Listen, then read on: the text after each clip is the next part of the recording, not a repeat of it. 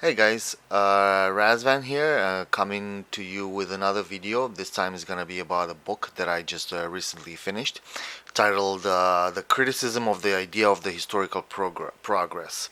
Was written by a Brazilian named Daniel Branco, and is about a philosopher, Emil Cioran, or Emil Cioran, or whichever way you want to pronounce his name. Emil Cioran, I will say Cioran because I'm a Romanian and I got used to it being pronounced that way. So Emil Cioran was a philosopher, a Romanian French philosopher, and on the right. And very interesting about him is that he studied postmodernism, and he was operating his work is mostly in the line between philosophy and literature, is where philosophy, where thinking, rational thinking, or likewise, and where imagination meet, where philosophy meets literature or poetry, right? And he was going very much in the veins of such philosophers like Nietzsche, Friedrich Nietzsche, or Kierkegaard, or other nihilists. And the fact that I like about him mostly, and which I think is the most interesting, is that most postmodern philosophers are from the left, so the more of the left side of the argument.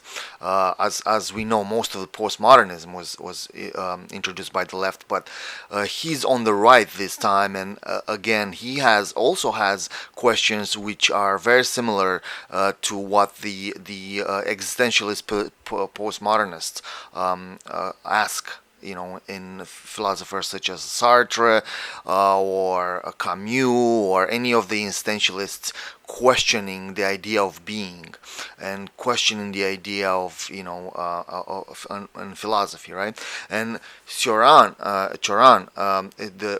what I find about him most interesting, like I said before, is that he walks the path which is in between philosophy and literature. And as Daniel Branco explains in this recent book, very interestingly, he argues that Choran was suffering of insomnia for a long time, and because he suffered from insomnia, he countless sleepless nights with thinking, and he's one of his main theses in this book that Branco's arguing for is that because Choran didn't really go to sleep, he saw time as continuity, because for most of us, we go to this cycle of going to sleep, waking up, puts us in a reality which is puts us in reality of history, of everything is circular. You wake up, you go to work, blah blah blah, right? So if you don't have those things, time all of a sudden will seem linear and complete, ever flowing, right? Because if you don't go to sleep, you'll be in a state of complete wakefulness, right? So all this insomnia really threw Emil Cioran, into this arguing with reality and what being is. And very interestingly, in this book, he argues that being, what we consider to be being, is based on history. Without history, there would be no being. And so he's arguing for beyond that. He's more of studying. He doesn't really have, just like the other postmodernists, right? Postmodernists had more of a criticism of everything that has gone before, rather than an offering of something, of building something, right? So Chorana has a similar manner, but he does offer some ideas, but most of them, as it is previously with the other postmodernists, is more of a criticism. And so I'm going to read some conclusions from the book, which I really highly recommend to understand how the idea of progressivism in itself, as a concept, as a philosophical argument, it's been always based on time, and it's based on history, without which none of these discoveries,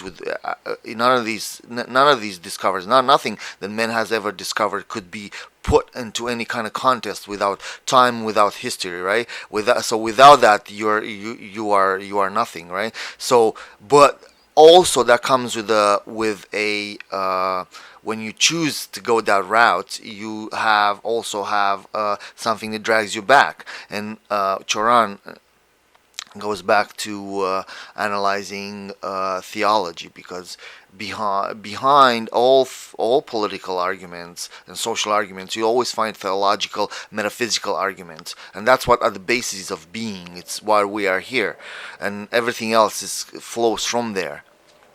So Cioran is arguing for.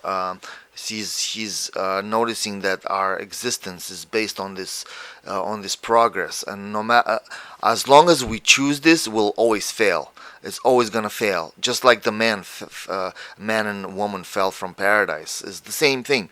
We're always gonna fail. It's never gonna succeed. Once we arrived at the top of that mountain of knowledge, or we discovered the new thing that we think is gonna save humanity, in the end, it's gonna be just like the others thought the same thing, because we haven't really solved the human dilemma with all these gadgets, all this technology, all this so-called evolution, and learning. We're still the same liars. We still have the same attributes as human beings had thousands and thousands of years ago. So all this technological advancement hasn't really helped humanity.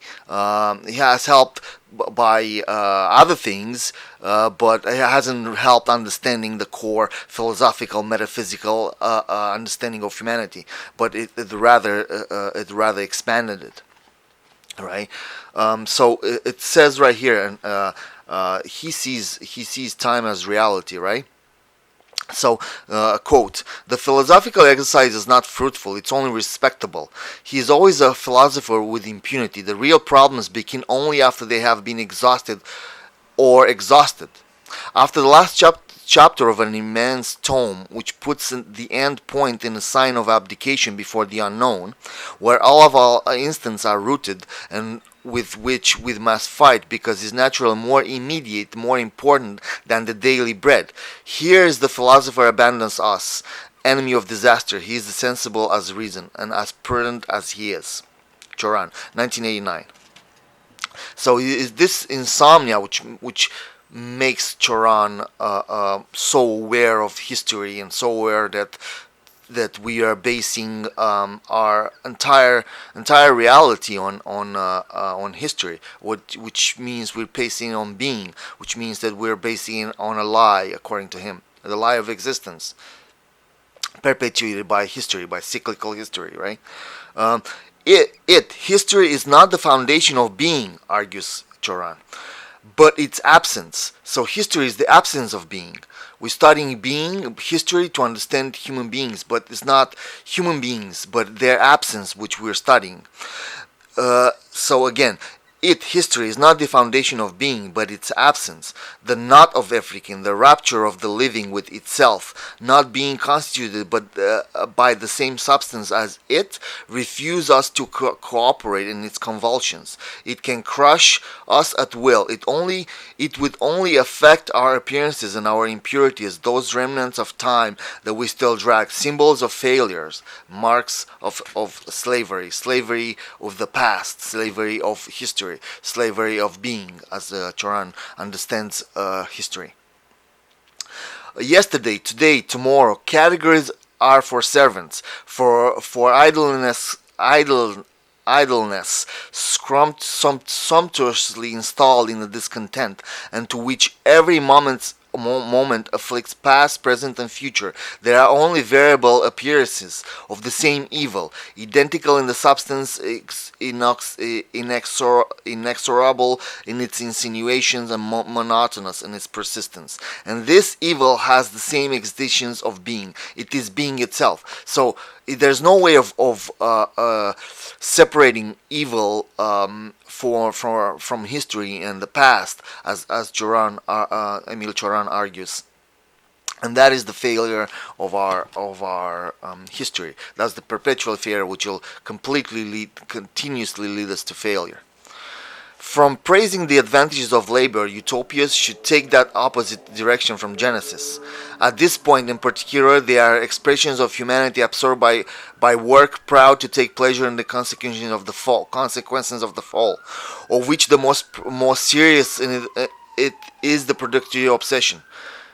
Man, once excluded from paradise, so as not to suffer and to think no more of him, obtain as compensation the faculty of wanting, of tending, to act or being lost in it with enthusiasm, with joy, as Emil Cioran puts it, right? Being lucid, as Cioran was it with being lucid as Cioran was with is not synonymous with academic study. So Cioran doesn't see knowledge the same as being is not the same as a knowledge, right? As the knowledge of history. It's very interesting because the other philosopher Krishnamurti, Jiddu Krishnamurti, when he talks about that the observer is not the observed, it has a similar.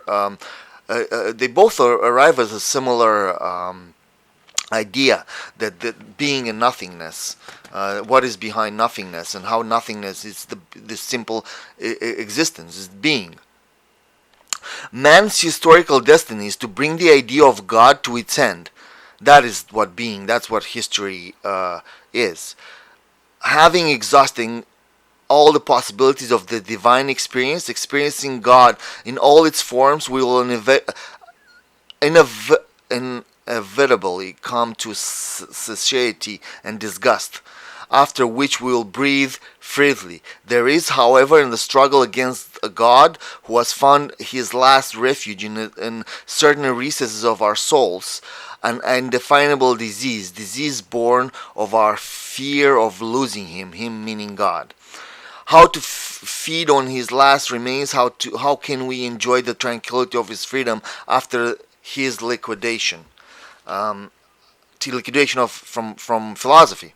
That's why Cioran uses, just like Nietzsche before him, because they realize that logic and reason unto itself, it's exhaustible, and he will not be able to give the new set of philosophers, the new wave of philosophers, a way forward, a path forward.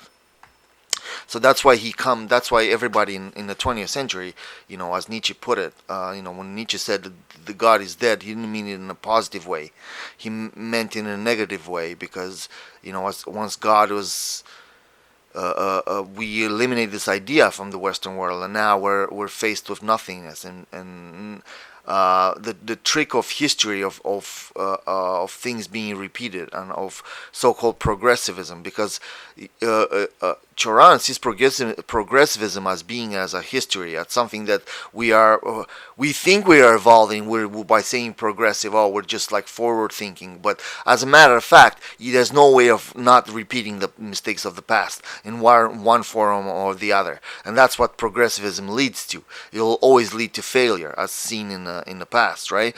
Because it's just like the saying, right? The road to hell is paved with great intentions. So we have to be very aware of how we walk and how we tread, because the history, it is doomed to repeat itself, because there's no other way, as Cioran puts it. And Daniel Branco, this writer, has some really great points on showing that in his book. Is there a conclusion? Is there a way, a path forward? Is there anything, or is it just nothingness, and there's no path forward? There's nothing for us to look forward to as a humanity? No, not true. It's completely the opposite. It's by being aware there's nothing that we understand that is history, right?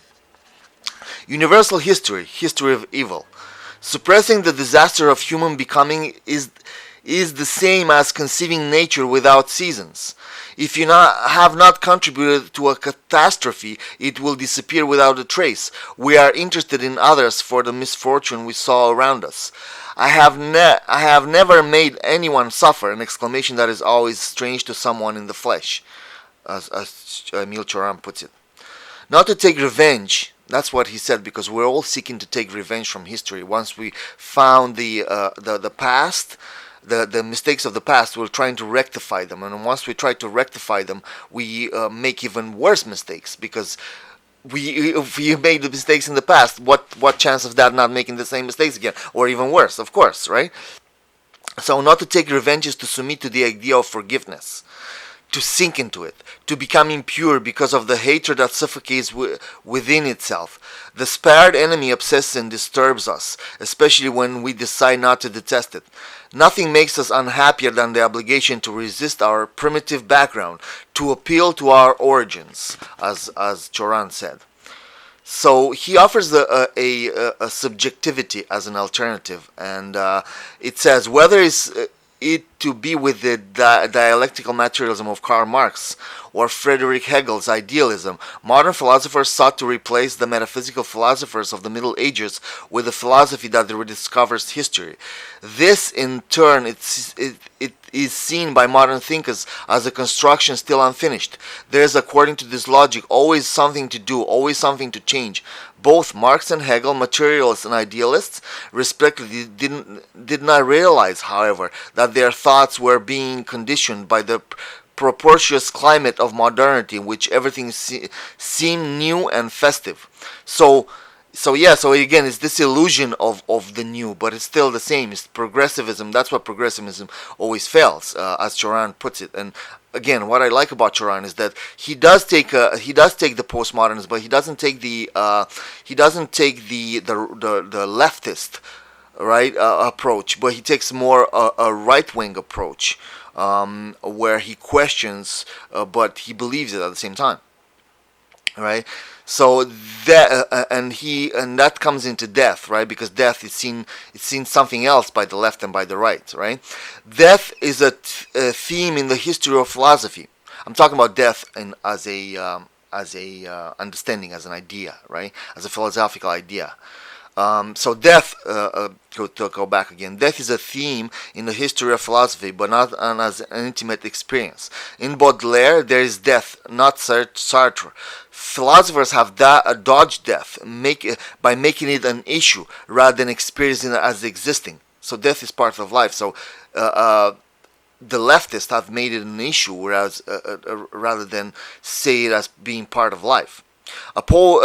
So they do not regard it as absolute, but among poets it is different. They go deep into the phenomenon, tracing it. A poem without the feeling of death is not a great poet. It seems exaggerated, but it is so.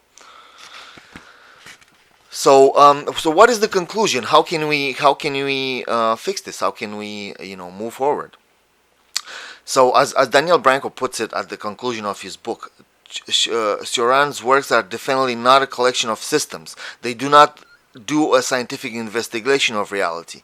This is to the fact that above all, subjectivity is preserved by the author. The outside world habitat of utopia is false, according to his opinion.